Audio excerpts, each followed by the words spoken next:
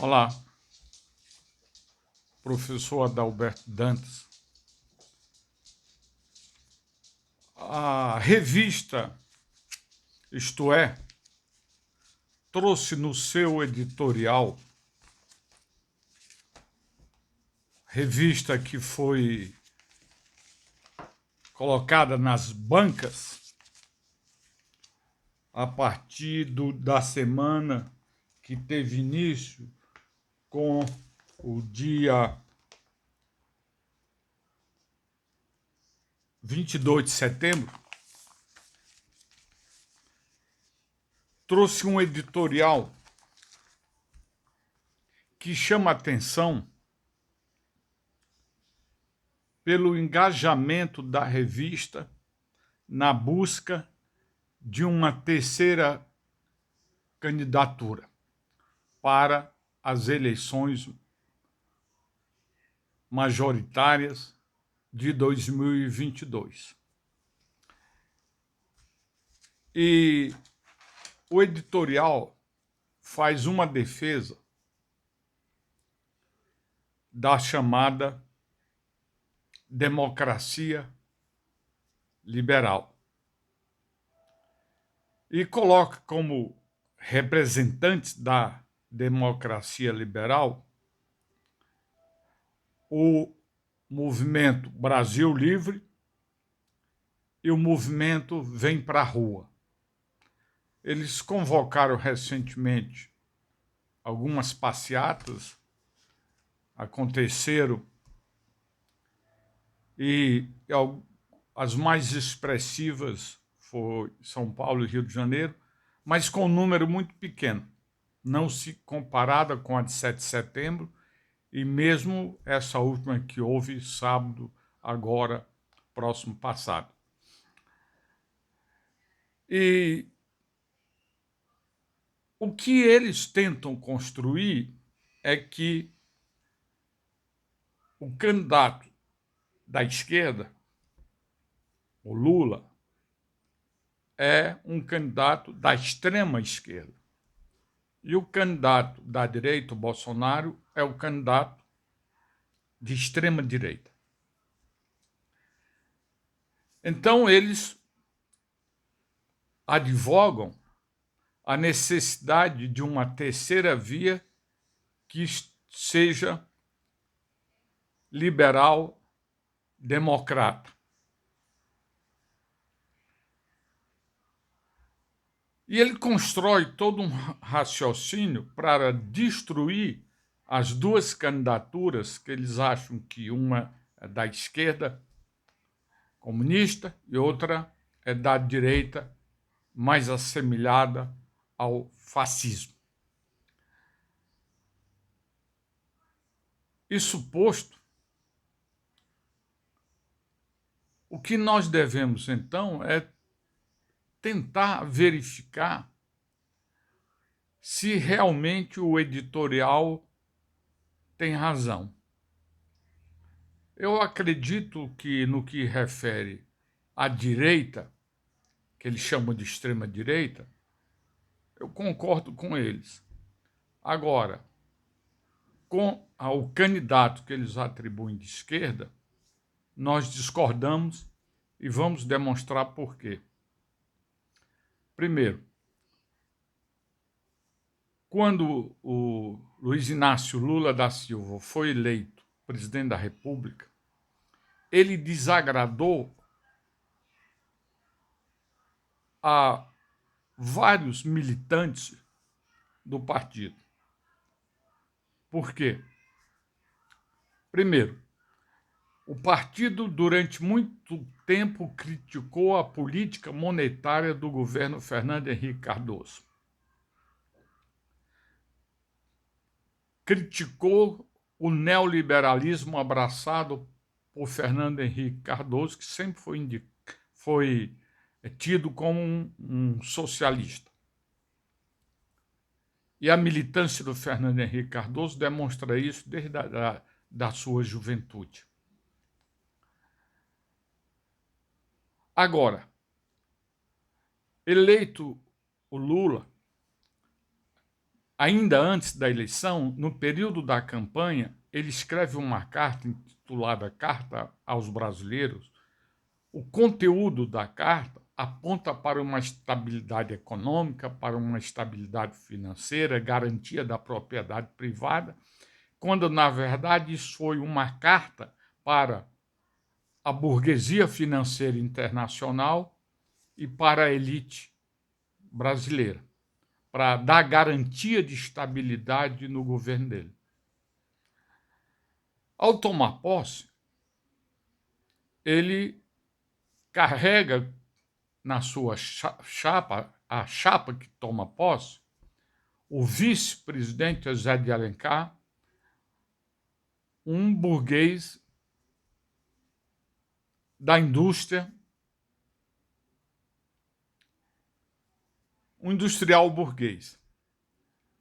Ele nomeia o Meirelles para presidente do Banco Central. Então, o que o Lula fez? Colocou José de Alencar, um industrial, com contatos no campo da elite industrial nacional, coloca o Meirelles, que era homem ligado ao capitalismo financeiro internacional, foi presidente do Banco de Boston, como presidente do Banco Central Brasileiro. Isso daria estabilidade monetária para a especulação internacional e nacional. Então, com essas características, não dá para dizer que o governo Lula ele fez um governo de esquerda e para a esquerda. Não, em nenhum momento foi pavimentado um caminho para a esquerda no governo dele.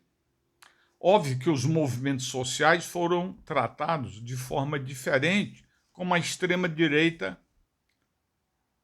trataria, ou mesmo como o governo da social-democracia do PSDB, com Fernando Henrique Cardoso, tratou. Ele tinha mais habilidade de negociação. Então, o governo dele não foi um governo que promoveu invasão. Ele deixou a justiça tomar conta desses extremados, se é assim que podemos dizer, do movimento dos sem terra.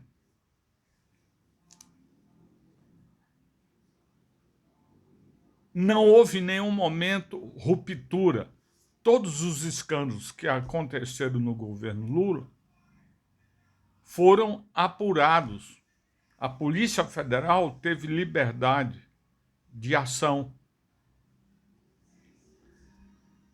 Óbvio que o governo Lula não era um governo que veio pavimentando o caminho do liberalismo.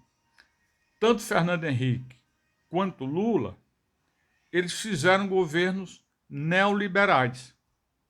Só que no governo Lula houve mais distribuição de renda, mais investimento no setor produtivo do que no governo Fernando Henrique Cardoso. A área de educação, a área de saúde no governo Lula sempre teve recursos e o modelo do SUS foi fortalecido no governo Lula.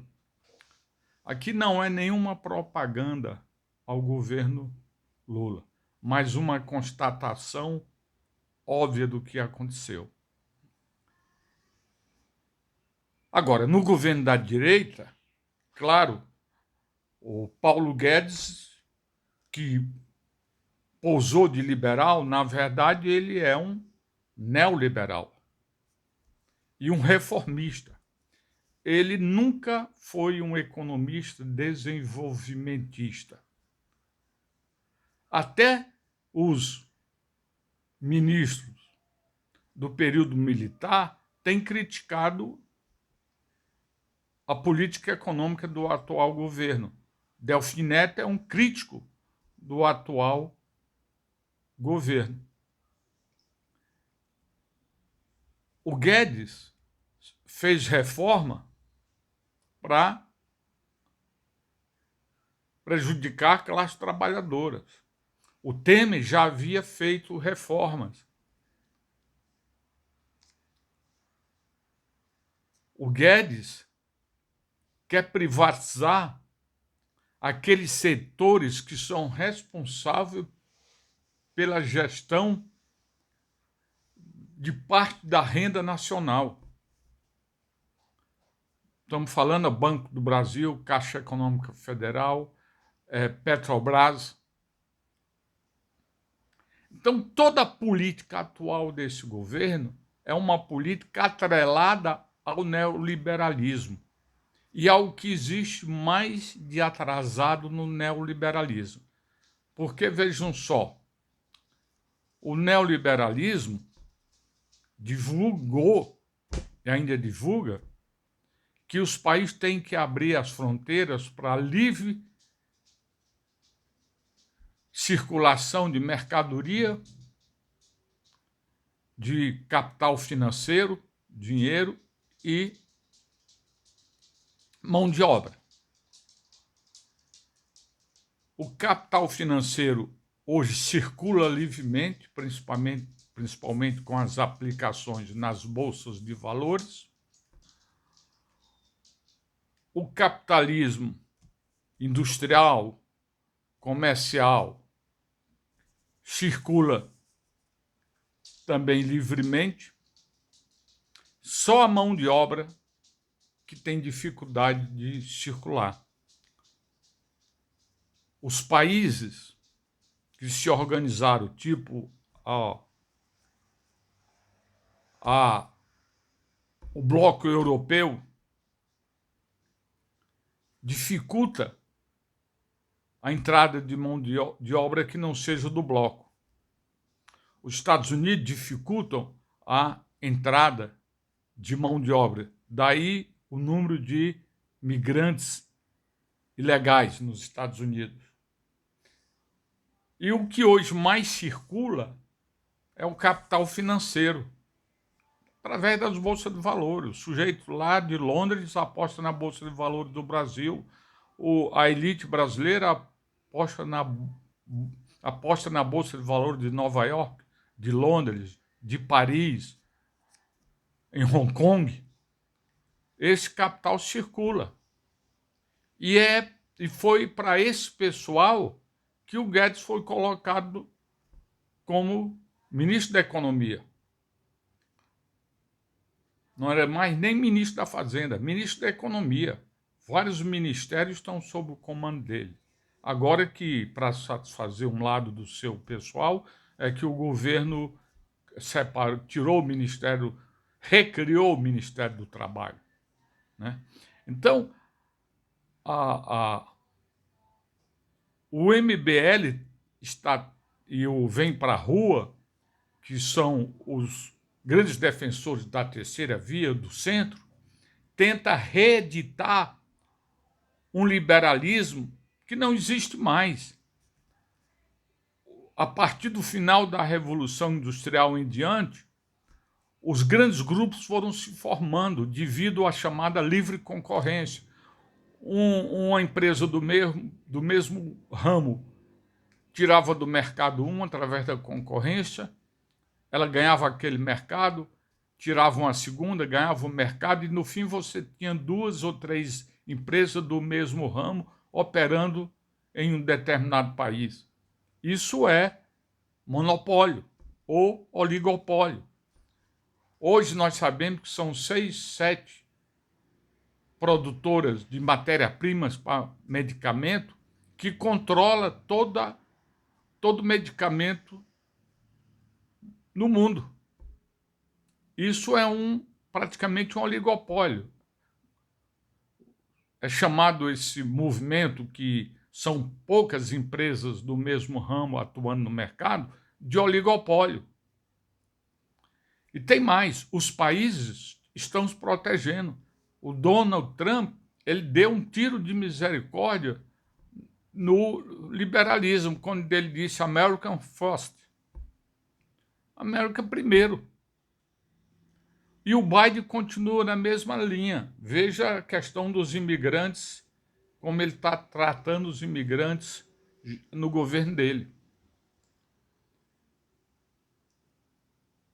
Então, dessa forma, vão aparecer nomes para ter mais nome para a terceira via. Falo no Tasso Gereissati, falo no Ciro Gomes,